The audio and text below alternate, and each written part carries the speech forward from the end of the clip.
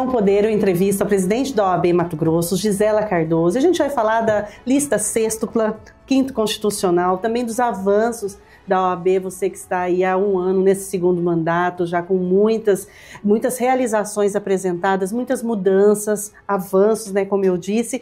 E eu gostaria também de saber sobre uma denúncia que você comentou em outra entrevista aqui comigo, o desdobramento de tudo isso. Mas para começar, Gisela, seja bem-vinda mais uma vez ao Conexão Poder. Obrigada, Ana. Obrigada mais uma vez, uma alegria, uma satisfação estar aqui no Conexão Poder, podendo falar um pouquinho dos avanços da nossa ordem, da atuação da OAB Mato Grosso. Agradeço mais uma vez o convite. Eu estive participando, claro, por meio online das arguições, acompanhando todo o trabalho e me demonstrou um processo de muita transparência, um processo muito democrático. Você já esteve aqui falando sobre isso, especialmente defendendo a questão da paridade, homens e mulheres, né, em sua igualdade de oportunidades. Como foi todo esse processo de elaboração da lista sextupla, esse resultado, esse dia tão intenso em que todos os advogados ali que estavam pleiteando uma vaga, eles tiveram oportunidades da mesma forma, em iguais condições? Isso, não foi um processo. Primeiro, o processo em si, o quinto constitucional, a garantia do quinto constitucional, é um processo muito bonito, né? É a representação da democracia, né? Da garantia da participação dos agentes do sistema de poder, né? Dos atores do sistema de justiça ali no tribunal. Então, é a possibilidade que a advocacia tem de indicar um nome para representar a classe no sistema de justiça. Só que é um processo exaustivo, é longo, nosso edital é longo, né? Então tem todo um procedimento. A sessão foi uma sessão cansativa, longa, de quase 8 horas. Tensa. Mas assim, eu entreguei a lista na segunda-feira para o presidente do tribunal, José Zucchim, e com a convicção de que a OAB Mato Grosso, mais uma vez, sob a minha coordenação, entrega para o tribunal uma lista pautada em um processo transparente, democrático, com a possibilidade e a oportunidade, como você disse, de todos aqueles advogados que tiveram interesse em participar, de participarem em igualdade de condições, né? A diretoria sempre garantiu a todos o acesso, a todos os conselheiros, a toda a diretoria, para que cada um pudesse se apresentar seu currículo, apresentar as suas propostas, projetos, para que, em ascendendo ao desembargo, pudesse bem representar a advocacia. Fizemos, pela segunda vez, a lista paritária, com a paridade de gênero, que é uma luta minha de sempre, né? E eu sempre falo aqui, garantir a paridade de gênero é garantir igualdade de oportunidades. E é isso que para nós importa, que homens e mulheres tenham igualdade de oportunidades. E isso, essa eleição, Ana, ela representa aquilo que eu sempre acreditei. Ou seja, quando nós garantimos oportunidades, as mulheres se encorajam. Até a última eleição do quinto, quando nós pela primeira vez trouxemos a paridade, a participação feminina era ínfima. Eram pouquíssimas mulheres que se encorajavam a participar, porque elas não viam espaço para elas concorrerem. Então nós tínhamos assim 20 homens e 2 mulheres, 30 homens e 5 mulheres. Era sempre um número muito desproporcional. E quando da primeira vez, né, eu defendi a paridade, eu ouvi muito, mas isso não é justo, porque nós vamos ter mais homens do que mulheres. Eu falei, as mulheres precisam sentir que realmente elas podem participar. E nessa eleição, nós tivemos mais mulheres concorrendo do que homens. Então, realmente, é a resposta naquilo que nós acreditamos. Elas perceberam um ambiente seguro, realmente, de oportunidades reais. Né? Reais. As mulheres, quando elas percebem que podem ter oportunidades iguais, elas se encorajam. Então, foi um quinto muito especial, né, com a participação. No início, foram 24 inscrições, posteriormente, algumas desistências, algumas impugnações, participaram efetivamente, salvo engano, 22 agora, o número final. E entregamos aí, mais uma vez, uma lista paritária com muita alegria. Os votantes são conselheiros. Os votantes são os conselheiros titulares do Conselho Seccional e a diretoria do Conselho, 5 diretores. Houve nos grupos de WhatsApp alguns questionamentos quanto à representatividade dos advogados do interior. Como você analisa? Bom você ter tocado nesse assunto. Primeiro, Ana, nós temos nosso conselho hoje, pela primeira vez na história, ele tem uma representatividade de advocacia do interior, capital igualitária. Então, entre os votantes, essa representatividade existe. Havia 50% da advocacia da capital, da advocacia do interior. Contudo, o número de inscritos do interior foi bem menor. Nós tivemos entre os 12 homens que inicialmente se inscreveram, apenas um homem do interior. Entre as 12 mulheres que inicialmente se inscreveram, salvo engano, foram 4 do interior. Então, que possa também o interior se encorajar mais a vir participar. Mas a todos foram oferecidas as mesmas oportunidades de participação. E eu gostaria que tivesse um candidato ou uma candidata. Claro que eu gostaria. Claro, acho que a pluralidade, eu acho que todos nós, até porque havia candidatos com características mais do que suficiente para estar na lista. A gente tinha aí concorrentes altamente qualificados, tanto da capital quanto do interior. Foi árduo. E para você ter uma ideia, esse o homem que participou, que era do interior, o único homem do interior, ficou em quarto, muito próximo de entrar. Nós tivemos uma mulher do interior em quarto, muito próximo de entrar. Agora, essa narrativa que infelizmente sai de uma oposição que restou derrotada na última eleição e que, ao que parece, não se conforma até hoje com essa derrota e fica usando pautas importantes da advocacia para fazer discursos politiqueiros, para usar a politicagem na tentativa de não serem esquecidos. É essa a impressão que se dá. Infelizmente, nós tivemos aí nesses dias um vídeo gravado por um ex-presidente extremamente agressivo, com ataques à minha pessoa, me atacando pessoalmente, demonstrando características de agressividade, de descontrole, de desrespeito, e isso é muito ruim.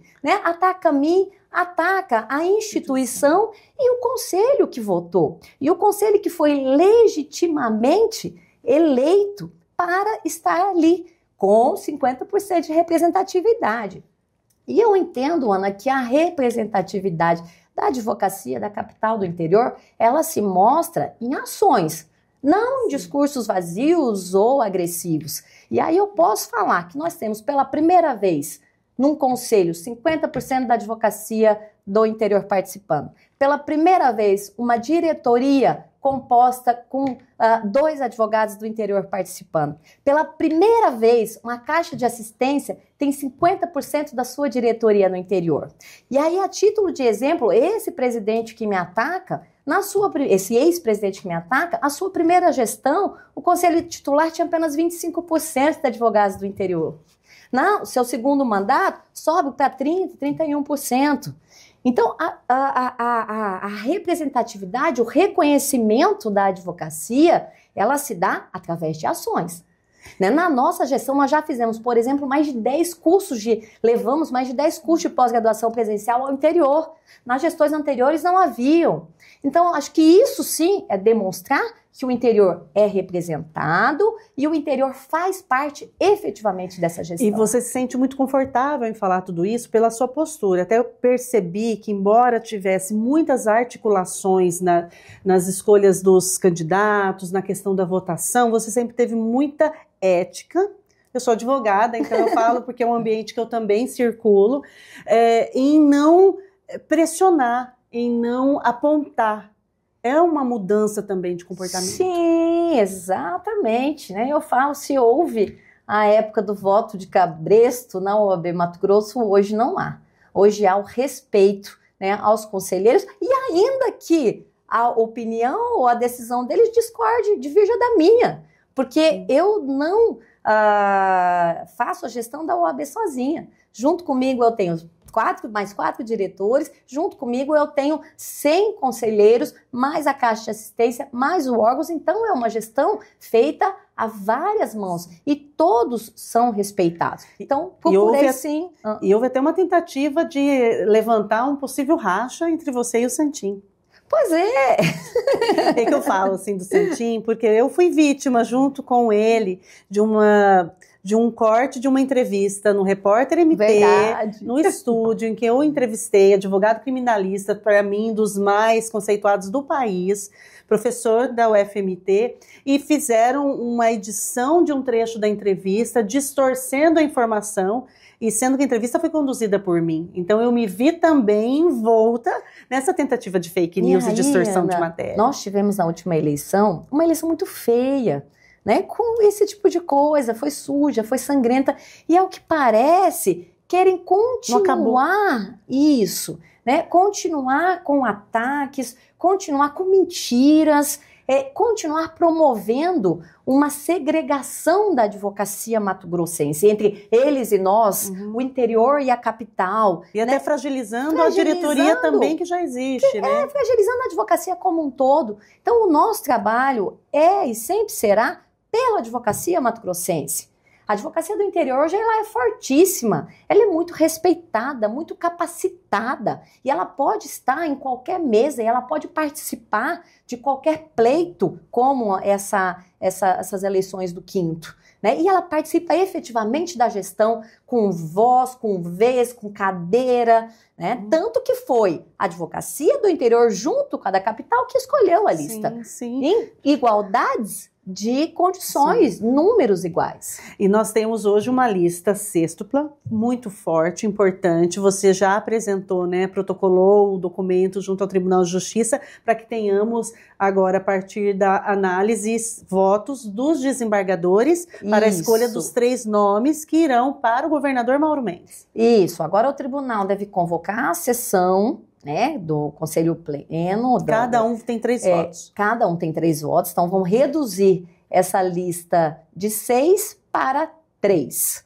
E aí o governador é que vai dar a palavra final. Mas como você disse, nós montamos uma lista muito qualificada. São 6 advogados, 3 advogadas e 3 advogados altamente qualificados, com histórico de serviços prestados. E eu tenho certeza que qualquer um dos 6 que estiver sentado na cadeira vai bem representar a advocacia, e se não fizer, nós vamos estar lá para cobrar. E o que um desembargador vindo da carreira jurídica como advogado, você acha que pode imprimir ao Tribunal de Justiça, pode trazer de novo para o Tribunal de Justiça? A importância do desembargador vindo da advocacia é exatamente que ele leve o olhar do advogado, o olhar daquele que está antes do judiciário, que está vivendo ali o dia a dia do cliente, na ponta, as dificuldades muitas vezes de acesso a um processo, as dificuldades muitas vezes de acesso a uma informação, de obter um despacho com um magistrado, uma audiência. Então, ele ou ela que viveu essa experiência, ele vai poder compartilhar essa vivência no âmbito do tribunal e fazer com que as coisas possam se ajustar cada vez mais a garantir a advocacia, o pleno exercício, né, da advocacia e a garantia das nossas prerrogativas, valorização de honorários. Essas são sempre nossas principais pautas. E a expectativa de prazo? Nós temos já, assim... Então, eu entreguei para o presidente, ele pode convocar a qualquer tempo agora a sessão com pleno, mas me parece que deve ficar para novembro. Ansiedade, assim, imagina como está, né? Os advogados nessa ansiedade, porque é uma vitória de todos. Sim, porque ao final, no final né? das contas, somos todos de uma classe. De uma classe, e é sempre, como eu disse, é sempre motivo para comemorar, né? Ter um representante da advocacia ali sentado na cadeira é sempre motivo para comemorar. Estamos todos ansiosos para que ela seja preenchida logo, com certeza. Gisela, você comentou recentemente sobre uma possível escuta não autorizada em presídios. Isso foi a partir de denúncia, a OAB se movimentou porque fere as prerrogativas dos advogados, buscou junto ao Tribunal de Justiça informações a respeito. O que nós temos de desdobramento em relação a isso? Perfeito, Ana, é importantíssimo esse ponto que você toca. Nós recebemos algumas denúncias de que as conversas entre advogados e seus clientes no âmbito da PCE poderiam estar monitoradas nos ambientes de entrevista. A OAB Mato Grosso, então, provoca o judiciário e pede leva essa denúncia e pede que seja feita uma inspeção para verificar se realmente nos ambientes onde ocorrem as entrevistas, né, onde ocorrem as conversas entre cliente e advogado, havia algum tipo de equipamento de escuta. E foi deferido pelo juiz Geraldo Fidelis que a Polícia Federal fizesse essa inspeção. E agora chega o relatório da Polícia Federal que aponta a existência de equipamentos capazes de realizar gravações simultâneas de áudio e vídeo. E isso é muito preocupante, né? A inspeção ela não avança no sentido de identificar eventuais vídeos ou áudios que teriam sido gravados por aqueles equipamentos. Quais conteúdos, mas ela constata que no ambiente havia equipamentos que eram capazes de promover a gravação de conversas ali naquele ambiente. E isso realmente nos traz muita preocupação. A quem interessaria?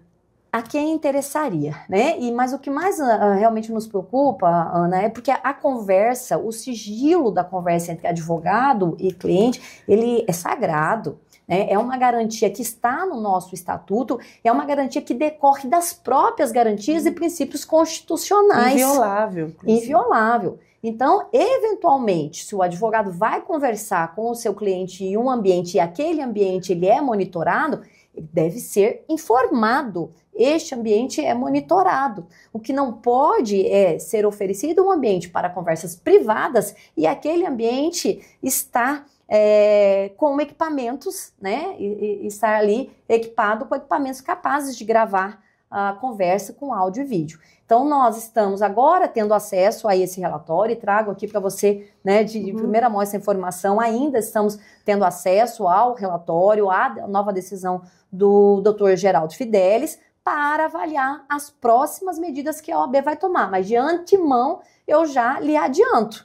Nós vamos buscar e exigir as respostas das autoridades competentes, para que seja esclarecido o porquê desses equipamentos naquele local. E se efetivamente estavam acontecendo as escutas, a gravação daqueles conversas privadas entre advogado e seus clientes. E aí nós tivemos apontamentos, né, ao longo desse último ano, várias matérias dizendo dessa possível relação muito próxima de advogados de facção com criminosos. Poderia talvez ser a partir dessas relações? Ana, mas de qualquer forma não se justifica. Não se corrige um crime ou uma irregularidade praticando o outro, né? Então, e aí eu sempre deixo muito claro, é importante separar os maus advogados. Tem. Assim que nós temos maus profissionais em praticamente todas as áreas. É importante separar aqueles advogados que estão ali exercendo com médica, com responsabilidade, a advocacia. Então, se existem advogados que estão atuando em favor da facção, em favor do crime, ele precisa ser identificado, ele vai responder criminalmente, vai responder administrativamente na OAB, podendo e devendo provavelmente ser excluído dos quadros da ordem. Agora, nós não podemos, a pretexto de coibir um crime, praticar uma violação às garantias constitucionais, uma violação às prerrogativas da advocacia, que para nós são sagradas. Gisela, o Catani apresentou recentemente um projeto de lei que autoriza porte de armas para advogados, tal qual os membros do Ministério Público e Judiciário. E ele trouxe ali na justificativa que entre 2016 e 2018, 72 advogados foram assassinados, destes 45 relacionados ao exercício da profissão. Então, o advogado, ele já, por natureza do ofício, já fica em uma situação de vulnerabilidade por muitas vezes. Um projeto de lei dessa natureza, na sua opinião, é importante? Eu sempre defendi, eu sempre manifestei no sentido de que o advogado ele deve ter garantido a opção de portar uma arma. Eu entendo que o advogado ele tem que ter o direito de escolher, se assim quiser, ter o porte de arma. É por uma série de situações. A advocacia em si, ela está envolta em conflitos das mais diversas áreas. Seja um conflito familiar, seja um conflito agrário, a própria advocacia criminal. Então, eu entendo que sim.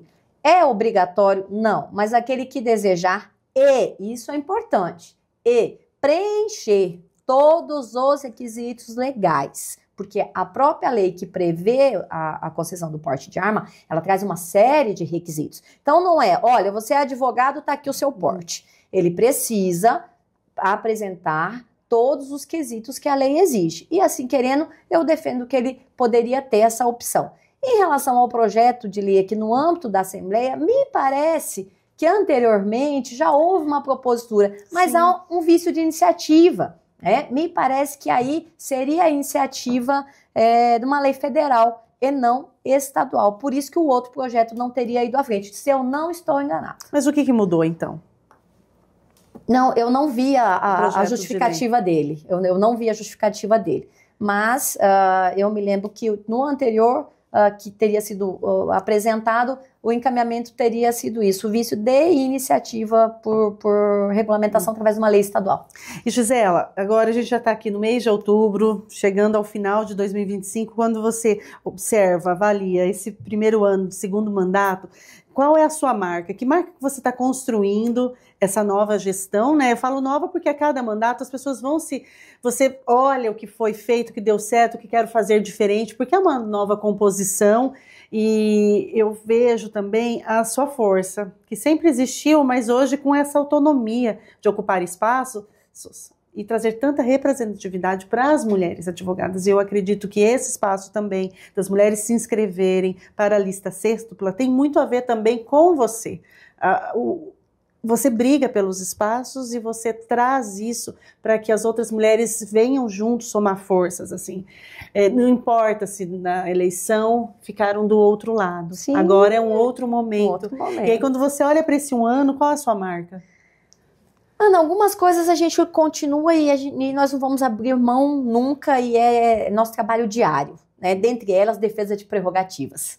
Né? E hoje eu falo para você que nós temos um Tribunal de Defesa de Prerrogativa extremamente atuante. Nós montamos um time que está brigando diariamente em todo o estado, nos 4 cantos do estado, em todos os poderes, para que o advogado tenha prerrogativas preservadas. Então, prerrogativa é, sem dúvida nenhuma, uma das nossas principais marcas.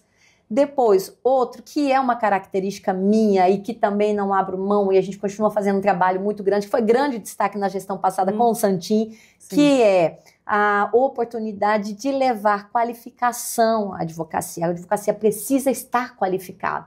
O mercado de trabalho está cheio, o mercado de trabalho é desafiador e o que diferencia o advogado nesse mercado é a qualificação. E o advogado bem qualificado reflete também para o cidadão a garantia de entregar o seu direito, de confiar o seu direito na mão de um profissional que está apto e qualificado para fazer. Então, a qualificação é outra marca que a gente tem. A inclusão, né, a pluralidade, a paridade, isso para mim também faz muita importância. Nós temos, desde a gestão passada e foi agora reeditada, uma portaria que garante aos advogados considerados naqueles grupos de vulneráveis acesso gratuito aos cursos da ESA mediante autodeclaração. Basta se autodeclarar sem condições para cursar, ele vai poder cursar. E neste ano, especialmente, nós estamos investindo e trabalhando bastante com a questão do empreendedorismo. Né? A gente sabe que a advocacia hoje também exige do advogado, da advogada, um olhar importante para o empreendedorismo. Então, nós temos buscado a qualificação, trabalhamos junto com o governo do estado, com a MT Desenvolve, linhas de créditos específicas para advogados. O jovem advogado com uma linha com condições ainda mais especiais, aqueles que estão montando o seu escritório, ele tem acesso a um crédito para se estruturar. Os escritórios já constituídos, a pessoa jurídica tem também à sua disposição uma linha de crédito com condições especiais para que eles possam, então, ali fomentar, alavancar a sua carreira, a sua advocacia. Porque escritório também é gestão. Também é gestão. É gestão. Estamos lançando, vou dar mais um spoiler aqui. Ai, coisa boa. Estamos lançando ainda no final desse mês agora um projeto para a advocacia, levando para a advocacia, na verdade, mais uma ação que é a inteligência artificial gratuita aos advogados inscritos junto à OAB Mato Grosso. Então, estamos fechando um convênio com uma inteligência artificial que é específica do meio jurídico. Que é muito importante. Que é muito sob importante. o ponto de vista ético, de informação, de credibilidade, é muito importante, porque é uma ferramenta muito poderosa, mas se não bem utilizada, pode causar aí estragos. E hoje não tem mais como fugir. A inteligência artificial ela é uma realidade nas mais diversas áreas. E no sistema de justiça não é diferente. Tive até pergunta sobre isso. Não é diferente. O advogado ele precisa estar qualificado, ter uma ferramenta de qualidade, né? E essa ferramenta geralmente custa também. Sim. Então, nós estaremos oferecendo de forma gratuita. Ferramenta específica para o advogado. Né?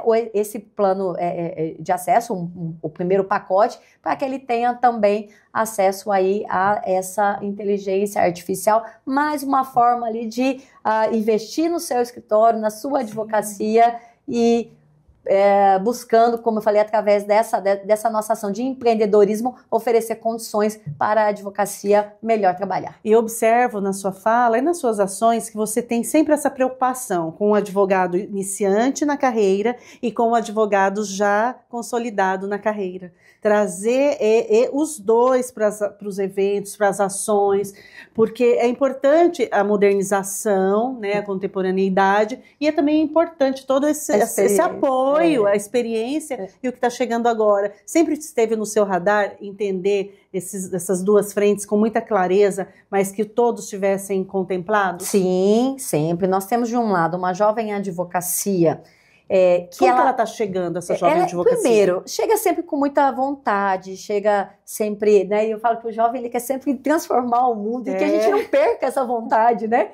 Então o jovem ele chega sempre com muita vontade, mas ele chega num momento em que aquela outra parte da advocacia, que eu até me incluo, já com 25 anos quase de advocacia, no momento em que aquela parte não viveu, o momento da era da tecnologia, da inteligência artificial, do processo judicial eletrônico. Então ele traz características que nós, estou me incluindo na velha guarda, não temos, mas falta para ele a vivência e a experiência daqueles que já estão há mais tempo no mercado, daqueles que ainda conheciam as publicações, né, no Diário de Justiça. Então, a nossa intenção é sempre fazer essa conexão. Eu falo que, para mim, o objetivo é sempre reforçar uma advocacia única.